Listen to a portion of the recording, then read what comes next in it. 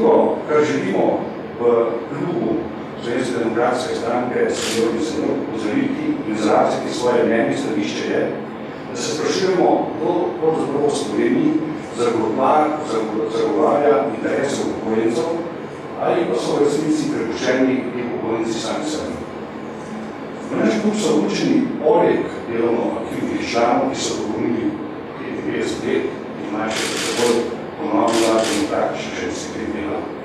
Tudi upokojenci člani, zato nam ni vseeno, kaj se z upokojenci dogaja. V zadnjih 2 letih, v času sedanje vlade, ni nič novega. Sprejemali so se ukrepi, ki so šli na škodo eksistence upokojencev. Dejstva so naslednja. Najprej se je zmanjšalo usklajevanje pokojnin za svoj plač na 50%. Z interventnim zakonom so se pokojnine zamrznile. S sprejetjem novega pokojninskega zakona se je uzakonila nova formula usklajevanja pokojnin, ki bo še nadalje zniževala rast pokojnin za svoj plač. Zato želimo opozoriti javnost na dvoličnost in zavajanje javnosti, ki strani politične stranke, ki se deklarira, da zastopa interese upokojencev. To je stranka Desus in njen predsednik ter molčečnost Zveze društva upokojencev Slovenije in njene predsednice. Poslanci Desusa in njen predsednik gospod Erjavec s populističnim besedičenjem sicer navidezno nasprotujejo pokojninski reformi vsem sprejetim ukrepom in zakonom, ki gredo v škodo upokojencev, ki pa jih je do začuta pripravil, zagovarjal in uvajal njihov minister, torej minister Desusa. Tako se na eni strani v realnosti populistično besediči in nasprotuje zakonom in ukrepom, ki jih pripravlja in uvaja njihov minister.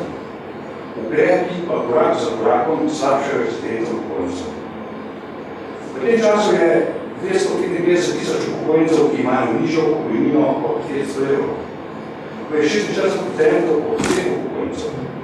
In preko 300 000 upokojencev, ki živijo svojo pokojnino od pravne revščine, kar predstavlja 60% vseh upokojencev. In če bi imel Desus resen namen ščititi interese upokojencev, bi v takih dejanjih njihovega ministra odpoklical ali pa bi Desus izstopil iz koalicije. To bi bila resna poteza. V klubu seniorov in seniork Slovenske demokratične stranke smo pričakovali, da bo interese upokojencev zagovarjal vsaj Zveza društva upokojencev Slovenije. In njena predsednica, gospa Mateja Župnovak. Vendar nič tega. Zaradi neaktivnostjo in neodločnostjo so več čas moče odpirali vse ukrepe vlade in koalicije, ki so šli v škodo upokojencev. To nam pokaže izjemno podrejenost in naklonjenost sedanji vladi in koaliciji. Mimogrede, vodstvo SLUS pa je bilo še kako javno glasno, ko je šlo za njihovo prevzemanje vodilnih mest v zavarovalnici Srena in SPIZ-u. S pozorno pretezo, da se s tem prevzemom zavzemajo za interes upokojencev. Da se je to temeljno spremenil odnos in aktivnost vodstva SLUS-a, v sedanje vlade koalicije primerjave z njihovim odnosom in aktivnosti do prejšnje vlade in koalicije, pokaže dokument, ki ga imam, in ker je predsednica gospa Župnovak sredi leta 2008 naslovila na vse predsednike pokojninskih zvez upokojencev, s katerimi je med drugim javno pozvala k javnemu protestu, če državni zbor ne bo sprejel njihovega predloga o obvezne razlage 150. člena Zakona o pokojninskem in invalidskem zavarovanju, in sicer, da bi se pokojnine usklajevale z neto plačami in ne več z bruto plačami. Iz tega dokumenta citiram obrazložitev predsednice. To pomeni samo 2% dvig pokojnin, a za večje zahteve se bomo morali dlje časa pripraviti. Z njimi čakamo naslednjo vlado. Naslednja vlada, to je zadanja, je prišla in je začela sprejemati ukrepe, ki ne razrešujejo pokojnine, ampak jih sprejetimi ukrepi naš čas znatno znižujejo. Vodstvo ZDUS-a in njena predsednica pa pri tem vztrajno močijo oziroma moče s tem soglašajo. Sprašujemo, kje je tista zagnalost in oportunost izpred teh let za dobro upokojencov, ko je bilo v dokumentu zapisano navodilo predsednice gospe Kožuh-Novakove Skerov. Možni so 3 scenariji dogodkov, če ne bo sprejet njihov predlog odločitve Kačina. Prvič, možno je, da se poslanske skupine ne bodo mogli dogovoriti, da bi obvezna razlaga prišla na dnevni red v mesecu juniju. V tem primeru bomo morali razmisliti o javnem protestu. Drugič, možno je, da obvezna razlaga v parlamentu ne bo izglasovana.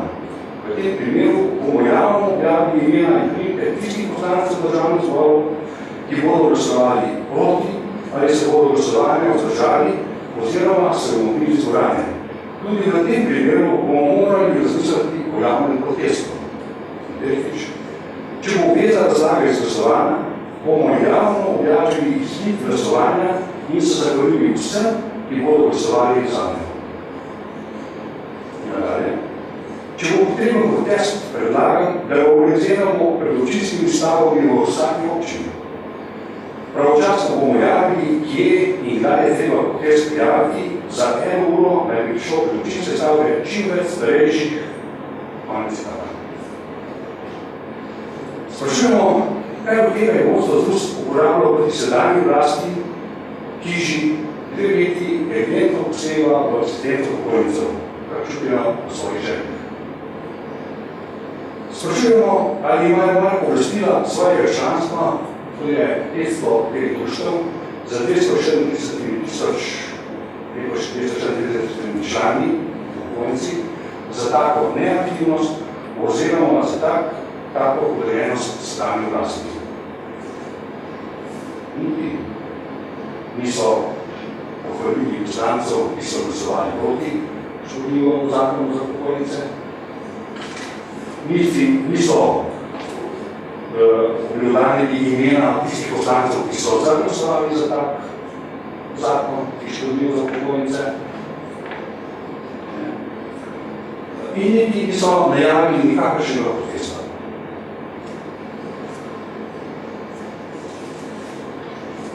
Več od 500.000 upokojencev je tako prepuščeno samim sebi, da se lahko le posamično borijo za svoje zaslužene in plačane pokojnine. To ni socialna pomoč, to so zaslužene in plačane pravice upokojencev, ki jih ta vlada korak za korakom zmanjšuje in spravlja na rob socialne preživitve. Sprašujemo do kdaj še.